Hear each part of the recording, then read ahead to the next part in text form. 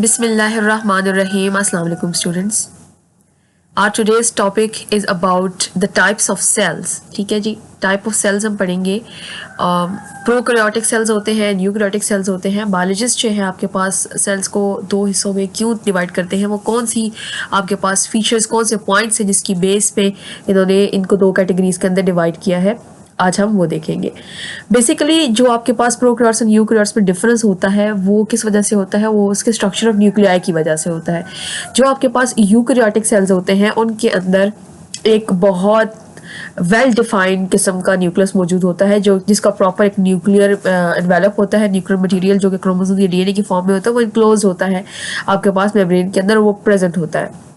इसी तरीके से जो दूसरी टाइप के सेल्स जिनको प्रोकैरियोटिक सेल्स कहते हैं उनके अंदर आपके पास जेनेटिक मटेरियल तो होता है, डीएनए होता है, ठीक है, लेकिन वो न्यूक्लियर मेम्ब्रेन में कवर नहीं होता बल्कि डायरेक्टली साइटोप्लाज्म के अंदर सबमर्ज हुआ हुआ होता है, पड़ा हुआ होता है. ठीक है, तो अगर नाम से देखा जाए तो लिटरल मीनिंग में यूकैरिया से निकला है. Eukaryotes, eu mean true, karya karyon, ये कैसे निकला है, न्यूक्लियस से निकला है, यानी वो सेल जिनमें ट्रू न्यूक्लियस मौजूद है. और ट्रू न्यूक्लियस जो है पिछले लेक्चर में आप चेक कर सकते हैं कि वहाँ पे क्या था ट्रू न्यूक्लियस, उसके अंदर क्या क्या चीज़ें मौजूद होंगी, तो वो ट्रू न्यूक्लियस कहलाएगा. जबकि प्रोकैरियोट्स में ऑब्वियसली अब लाइफ ने आगे प्रोसीड करना है, तो लाइफ को प्रोसीड करने के लिए उसके जो सेट ऑफ कैरेक्टरिस्टिक्स हैं वो तो चाहिए ही होंगे.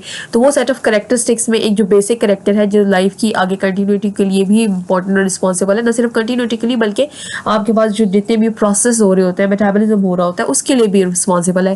दैट इज जेनेटिक मटीरियल, वो तो होना ही होना है. तो अब न्यूक्लियस नहीं है तो इसका मतलब ये हरगिज नहीं है कि वहाँ जेनेटिक मटेरियल नहीं होगा. वहाँ जेनेटिक मटेरियल या डीएनए मौजूद होगा, लेकिन कहाँ मौजूद होगा, चूंकि न्यूक्लियस तो नहीं है तो इट मीन डायरेक्टली सबमर्ज होगा साइटोप्लाज्म के अंदर. तो pro mean before, karyon mean nucleus, यानी न्यूक्लियस के बनने से पहले जो जिस तरह के सेल्स आपके पास थे उनको हम प्रोकैरियोट्स कहते हैं. अब जो ऑर्गेनिज्म ऑब्वियसली जिनके अंदर प्रोकैरियोटिक सेल्स होंगे वो प्रोकैरियोट्स कहलाएंगे और जिनके अंदर यूकैरियोटिक सेल्स होंगे वो यूकैरियोट्स कहलाएंगे. एग्जांपल्स में आप देख सकते हो कि अगर आपसे पूछ ले कि मेंशन करें कि कौन कौन से टाइप्स के प्रोकैरियोट्स हैं या कौन कौन से टाइप के यूकैरियोटिक सेल्स, एग्जांपल्स बताइए, तो आपके पास प्रोकैरियोटिक सेल्स के अंदर आपके पास जितने भी बैक्टीरिया हैं और ब्लू ग्रीन एल्गी जो है वो इसमें आ जाती है, जिसको सायनोबैक्टीरिया भी कहते हैं.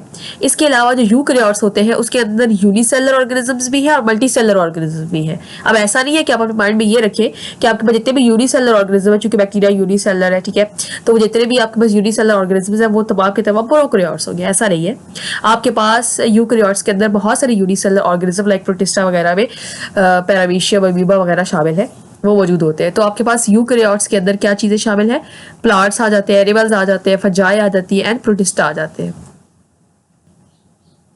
लेकिन ये सिर्फ एक ही पॉइंट नहीं है जिसकी बेस पे प्रोकैरियोट्स और यूकैरियोट्स को डिवाइड कर दिया जाता है. बेसिक और क्रूशियल पॉइंट है, नो डाउट अबाउट इट, लेकिन दूसरा पॉइंट भी मौजूद है जो कि आपके पास बताता है कि मेम्ब्रेन बाउंडेड ऑर्गेनेलीज या मेम्ब्रेन बाउंडेड स्ट्रक्चर्स जो हैं वो मौजूद हैं या नहीं है.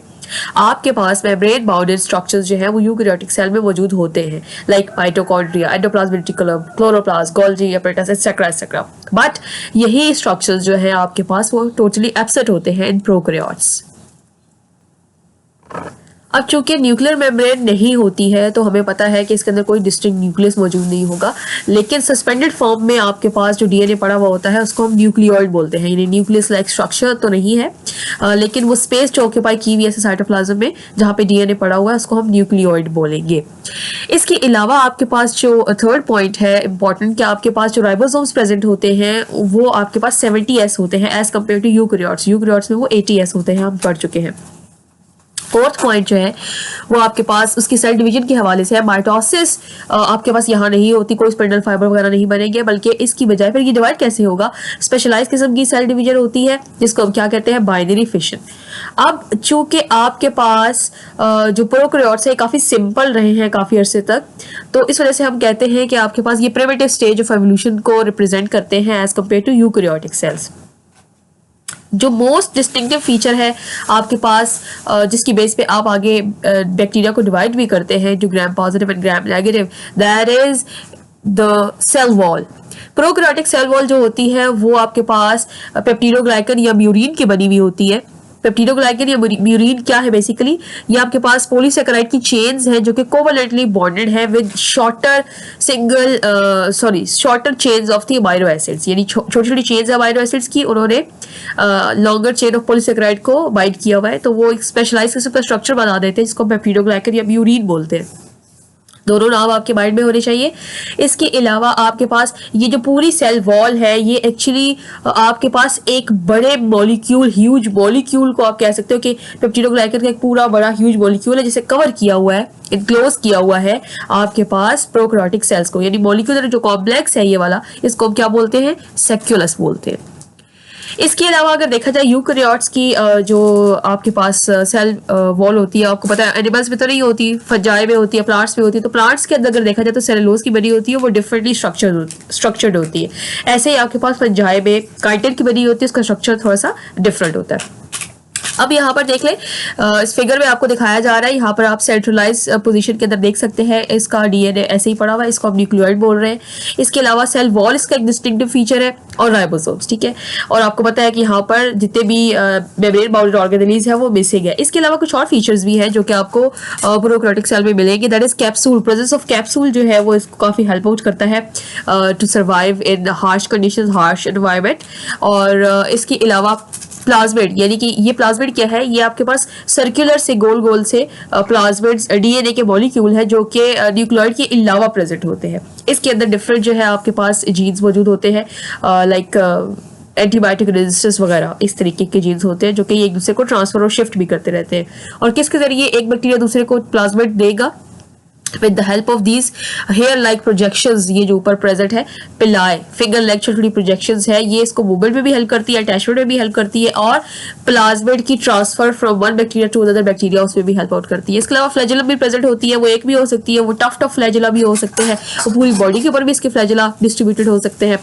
तो ये आपके पास एक जनरलाइज स्ट्रक्चर है प्रोकैरियोटिक सेल का। तो बेटे एक क्विक रिव्यू, एक क्विक समरी कर लेते हैं प्रोकैरियोट्स और यूकैरियोट सेल के दरमियान में। सेल मेम्ब्रेन जो है दोनों में प्रेजेंट होगी, डीएनए न्यूक्लियस में होगा, एक में और एक में नहीं होगा। न्यूक्लियस में आपके पास 70S और 80S राइबोसोम से मेम्ब्रेन बाउंडेड ऑर्गेनेलीज में एक में प्रेजेंट होंगे, एक में नहीं होंगे, ठीक है। तो that was all about the prokaryotes and eukaryotes. लेकिन एक और चीज भी इंपॉर्टेंट है, that is about the cell wall, composition of cell wall. के सेल वॉल जो है एक में आपके पास म्यूरिन या पेप्टिडोग्लाइकन की बनी हुई है, दूसरे के अंदर आपके पास वो सेलुलोज की भी हो सकती है, और वो आपके पास काइटिन की भी हो सकती है, डिपेंडिंग अपॉन कि आपके पास प्लांट्स है या फंजाई है, और उसका स्ट्रक्चर भी ऑब्वियसली इससे डिफरेंट होगा। प्रोकैरियोटिक सेल्स अभी भी मौजूद है, ऐसा नहीं है कि प्रोकैरियोटिक सेल पहले हुआ करते थे अब नहीं है। प्रोकैरियोटिक सेल अभी भी दोनों लाइन साथ साथ चल रही है। आपके जितने भी बैक्टीरिया हैं वो सारे के सारे प्रोकैरियोट्स हैं। और इसके अलावा ब्लू ग्रीन एल्गी जिसको हम सायानोबैक्टीरिया कहते हैं, जो कि मोस्टली आपको पानी के अंदर मिलेगी तैरती हुई स्कम की शक्ल में, वो भी आपके पास क्या है, वो ब्लू ग्रीन जो है वो क्या चीज़ है आपके पास, एल्गी, वो प्रोकैरियोटिक सेल्स की एक एग्जाम्पल है। That was all about today's lecture. Hopefully आपको समझ आ गया होगा। See you in the next lecture. अल्लाह हाफिज।